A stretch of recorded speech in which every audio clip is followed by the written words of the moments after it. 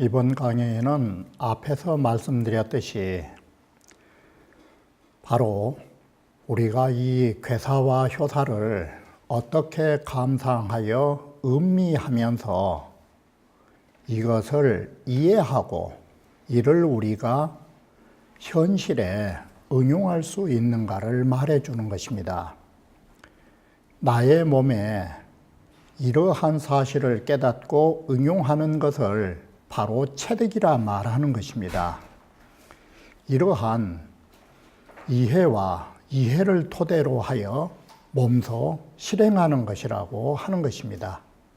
그러므로 바로 우리가 이 효사를 이해한다라는 것은 얼마만큼의 국리를 필요로 하는 것인 것을 아셔야 하는 것입니다. 자, 그러면 원문을 보면서 공자께서 바로 위편 3절 가죽끈이 3번 끊어지도록 글을 읽으시고 거기에 결과로 어떻게 글을 이해하시고 보셨는가를 우리는 몇천 년 이후에 태어났지만 그 점을 상상해 보시면 공자께서 주역을 읽으실 적에 어떠한 생각으로 주역을 읽으셨는가를 이해할 수가 있는 것입니다. 바로 지금 보게 될 함께 구사에 풍종이사라고 동동왕래면 풍종이사라고 하는 이 8글자를 공자께서 8글자를 읽으면서 어떻게 이해하고 주역을 받는가를 생각하셔야 되는 것입니다. 바로 공자가 이런 입장에서 가죽끈이 3번 끊어지도록 읽으면서도 실증내지 않고 나에게 몇 년만 더 살게 해준다면 내가 대가 없는 삶을 살고 갔을 거라고 그런 아쉬움 속에 이 생의 주역을 못다 잊고 가는 것을 왜 한으로 여겼는가를 여러분이 생각을 하셔야 되는 것입니다. 바로 이처럼 깊은 이해를 하셨기 때문에 조금 더 남은 생에 이러한 이해를 더 깊이 했으면이라는 공자의 생각이 계셨었을 것입니다. 그래서 공자께서는 나에게 몇 년만 더 살 수 있다면 공자께서 어느 한 번도 생에 대한 애착을 가져본 적이 없는 것입니다.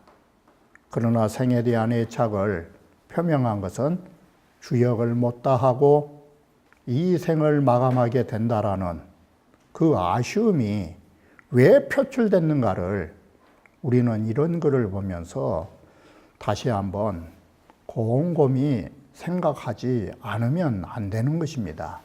그러면 경문에서 살펴보기로 하겠습니다. 자, 여괄 동동왕래면 풍종이사라라는 8글자를 공자께서 4절로 해석한 것입니다. 그러면 동동이라는 말은 뭔 말이냐면 항상 한문의 구조는 이와 같이 첩자가 나오면 중복된 첩자가 나오면 뒤에 글의 형용사인 것입니다. 바로 왕래하는 모습이 동동으로 쓰는 것입니다. 여기에서 왕래라 하는 것은 오고 가는 것은 몸이 오고 가는 게 아니라 오락가락한 생각을 말해주는 것입니다. 그러면 동동이라는 것은 오락가락하는 생각을 말한 것이기 때문에 동동에다가 주자가 무슨 글을 쓰셨냐면 바로 동동이라고 하는 것은 망난으로 바빠가지고 정신없는 모양인 것입니다. 그런데 망난으로 이건 뭐냐? 용기사심이라 그 사심을 쓰는 모양으로 본 것입니다. 거꾸로 새기면 그 사심에 의하여 온갖 생각들이 오락가락하면서 정신없이 생각하는 모습을 동동으로 쓴 것입니다. 이게. 그래서 이처럼 사람이 어떤 것을 얻고자 하면 온갖 생각을 다 하는 거, 이걸 동동왕래라고 한 것이에요. 사심이 있어가지고 이런 생각 저런 생각, 이리 계산하고 저리 계산하고 정신없이 이런 사심을 가지고 생각하면 그 사심에 의해서 얻어진 결과는 뭐냐? 보편적이지 못하고 바로 자신만 좋아하는 붕자를 쓰는 거예요. 바꿔 말하면 붕자 밑에다가 분당이라고 써버리면 된 거예요. 바로 이런 편당만 너의 생각을 따르리라 라고 하는 것은 사심으로 하면 보편성을 지닐 수 없다라고 하는 것이에요. 그러면 이 문장 구조가 너의 생각에 의해서 이처럼 생각이 오락가락하면서 정신없이 사람이 생각하면 그 결과는 보편적인 게 아니라 너가 함께하는 사람들만 너를 따르지 이게 보편성이 없는 거라고. 바로 이 생각사자가 왕래예요. 생각이 오고 가는 거예요. 오고 가는 생각이 동동이에요. 바로 정신없이 이 생각 저 생각, 바로 남마처럼 얽혀있는 실타래처럼 그런 것이 동동이에요.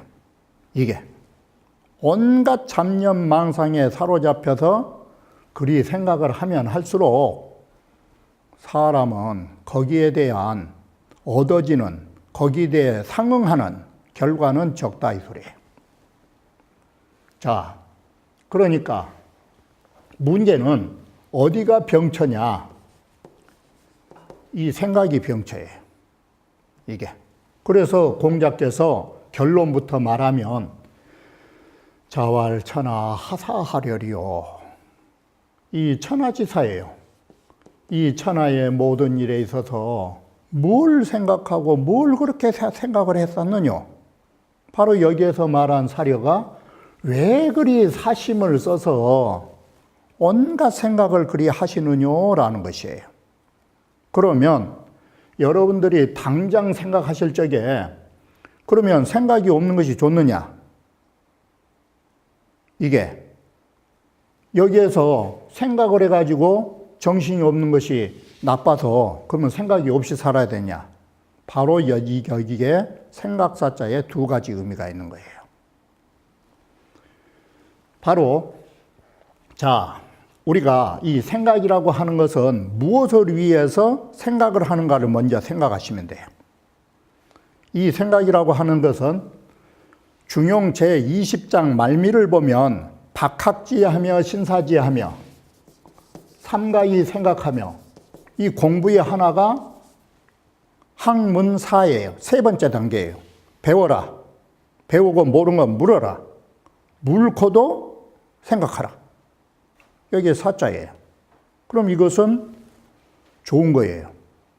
그리고 백배지공, 배꼽절에 공부를 했을 때 사자에 뭘 썼느냐?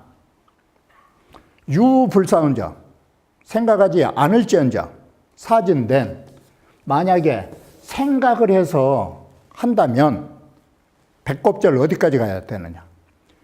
부득하얀, 사지죠? 부득하얀, 얻지 못하면 불조야라. 그만두지 않는다. 그럼 이 생각은 목적이 뭐예요? 얻고자 하는데 목적이 있는 거예요. 우리가 공부를 해서 배우고 묻고 물어서도 몰라서 다시 한번 생각한 것은 얻으려고 생각하는 거예요. 이게. 그러면 생각의 목적은 결과는 얻고자 하는 데 목적이 있는 거예요. 여기도 마찬가지예요. 이게 생각의 과정과 결과예요. 사람이 생각하는 것은 얻고자 하는데 목적을 두는 거예요. 그런데 여기에 두 가지가 있어요. 자, 이렇게 우리의 생각은 얻으려는 데 목적이 있는데 좋은 생각과 좋지 못한 생각이 있어요. 논어에 보면 계문자라는 사람이 어떠느냐? 3, 4 이후에 3번 생각한다고 했어요. 그러니까 공자가 제사가 아니라 3번 생각은 많다. 2번만 생각해라. 자, 거기에서 이 사가 2번만 하라는 것은 뭐냐? 여기처럼 온갖 생각을 다 하면서 사심이 붙어가기 시작하기 때문에 딱 2번만 생각해서 이런 결정해라. 생각하면 생각할수록 뭔 짓을 하느냐? 동동왕래를 하게 된다. 계산 속으로, 이 속으로 빠진다. 그러니 2번만 생각해서 결정을 해라. 여기에서 말한 생각사자는 벌써 사심으로 넘어갈 수 있는 위험성을 공자가 말씀하신 거예요. 이게. 그러면, 논어에, 그러면 사자가 이런 사심으로만 넘어갔느냐? 그게 아니에요. 논어에 보면, 학이 불사정 망하고, 이 배워가지고도 생각하지 않으면 여기에서 말은 이 배우락자는 행동을 하는 것이고 행동하면서도 생각을 해서 모르면 행하면서도 알지 못하고 행하면 그거 있으나마나한 짓이고 그리고 다시 이 말을 바꿔서 사이 불악적 되라. 사람이 생각만 해서 알고 불악. 실천하지 않으면 이건 어떠느냐? 퇴라. 불안스러운 학문이다. 이게. 그러면 여기에서 사자는 어떤 사자예요?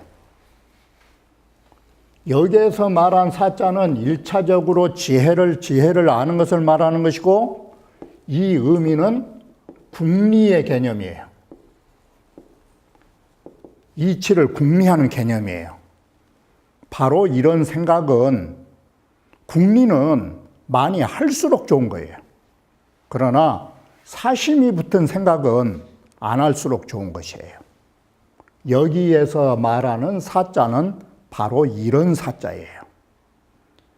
궁리의 개념이 생각과 생각이 아니라 사심에 의한 생각으로 대처하는 거예요. 그것을 생각할 필요가 없다 이것이에요. 사람이 생각이 없이 마치 뇌가 없는 사람처럼 살아란 말이 아니에요. 뇌는 가지되 사심의 생각을 가지지 말라 이 소리예요. 이걸 자칫 잘못 보면 생각이 없이 살면 뇌가 없는 사람 아니에요 이거. 그런 뜻이 아니에요. 사심을 가지지 말고 일에 대처하라라는 것이에요. 사심에 빠지면 동동왕래로 온갖 생각들이 오고 가면서 정신이 없어지니까 이게 이런 생각사자예요. 그렇기 때문에 이 생각을 깊이 한다라든지 사색을 깊이 한다라든지 여기서도 여러분이 아셔야 돼요. 거기에 대한 사색은 궁리를 전제로 하는 것인가 아니면 이 속에 탐욕을 전제로 하는 생각인가를 봐야 되는 것이에요. 생각은 우리는 이와 같이 두 가지예요. 이게. 그래서 탐욕으로 나가면 온갖 정신이 없어서 얻으려고 하니까, 생각해서 얻으려고 하니까, 얻으려고 온갖 방법을 다 생각한 거예요. 이렇게 해서 사람의 생각은 번뇌와 망상으로 넘어가는 거예요. 이게. 이런 생각은 우리 마음속에 한 생각도 두어서는 안 되는 것이에요. 이게 공자의 말씀이에요. 그래서 첫째가 결론이요. 천하하사하려려 이 세상사를 살면서 무슨 사념으로 생각하고 그렇게 정신없이 생각하느뇨. 사심이 없이 해야 자연의 감흥도에 되는 거지. 이게. 그래서 여기에서 1차로는 생각을 가지고 사심을 가지고 말을 했는데 여기에서 공자께서 또 뭘 찾아내느냐? 감응을 찾아낸 거예요. 나에게 이러한 감이 있으면 바로 붕종이사라고 하는 응이 나온다 이거예요. 이게 감응질이에요. 내가 이렇게 하면 이런 결과가 나온다. 공자께서 이런 과정과 결과를 감응질으로 봐버린 거예요. 그래가지고 이 글을 해석해 나가는 거예요. 이게 바로 동동왕래면 붕종이사라고 하는 이 8글자 속에서 딱 2글자로 이제는 나눠요. 감응의 이치라고. 이게. 자, 왜 우리는 사심으로 생각해서 안 되느냐? 천하, 이 세상 모든 일은 동기소도하며 이 세상 일은 돌아갈 자리가 똑같은데, 그럼 이 말이 뭔 말이에요? 이 세상 일은 만사여. 온갖 일이 많은 거예요. 이 세상 인간 만사는 어디로 돌아가느냐? 하나 자리로 돌아가는 거예요. 논어에서도 일이 관지니까 모든 일을 범응곡당해서 돌아가는 자리는 마음 하나 자리야. 이게. 그리고 다른 말로 해도 너무나 잘 알고 있는 만법규일인 거예요. 이 세상에 존재하는 모든 것들은 하나로 규결되는 거예요. 이게 천하 통기법이야. 천하의 모든 일은 귀결처가 돌아갈 자리가 똑같다. 하나로 돌아간다. 그런데 이 수도하며 길이 다르다. 자, 대한민국에서 가야 할 자리가 있다면 서울인데 서울이라고 하는 목적지는 하나지만 서울을 가는 길은 거미줄처럼 많은 거예요. 이게 수도예요. 이게. 그리고 똑같은 거예요. 일치라는 말은 우리가 이르러야 할 자리는 하나다. 치는 가야 할 자리는 하나지만 우리는 그 가야 할 자리를 위해서 이 생각, 저 생각을 해야 된다. 당연히 해야 된다. 그러나 사심으로 하는 거 안 된다. 이게. 자, 우리는 하나의 길을 가고 우리가 가야 할 하나의 자리, 가야 할 자리가 하나인데 이 하나의 자리, 이 같은 자리, 여기에서는 사심이 붙으면 안 되는 거예요. 바로 이 하나의 자리는 생각이 없는 자리예요. 바로 이렇게 해서 동기처는 뭐냐? 근본 자리예요. 그리고 수도처는 작용의 자리예요. 이게. 여기에서 보기가 좀 힘들겠지만 근본 자리는 적연부동에서 생각이 없는 자리예요. 이게. 생각이 없는 데에서 생각을 해야 그게 정말 생각이에요. 바꿔 말하면 무사심의 사예요. 사심이 없는 데에서 생각하는 생각. 이게 진정한 생각이라고 말하는 거예요. 이게 감응질이에요. 그러니 다시 이 세상 사이에 있어서 뭘 생각하고 뭘 그렇게 사심으로 생각해서 그렇게 동동왕래, 망난, 정신이 없이 바쁘고 그렇게 산란해서 그런 정신없이 사느냐라는 것이에요. 그래서 우리가 요하는 건 그거예요. 사심이 없는 데에서 출발해가지고 생각하면 바쁘지가 않은 거예요.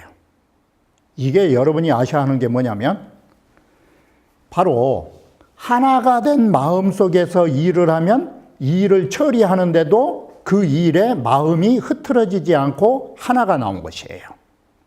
이게.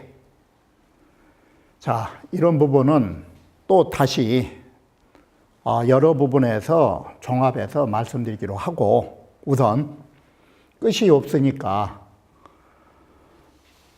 본의의 차이인 함, 구사, 효사이 석진이 자 함께 구사요 그 8글자를 인용해 가지고 공자가 해석해 나가는 것이다. 이게 글 보는 법이다. 해석해 나가는 것이다. 동귀일치가 이 소리예요. 이치라 하는 것은 본래 둘이 없다.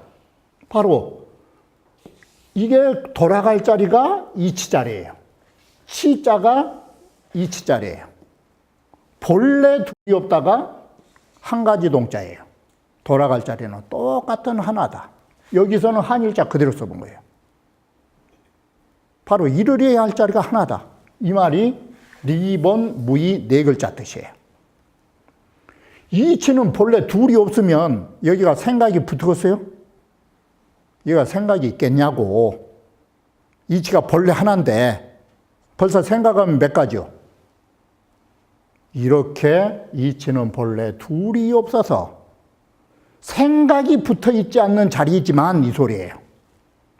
그러지만 자 이렇게 해서 아무런 이게 바로 앞에서 문자로 쓰면 무사 무의 자리예요.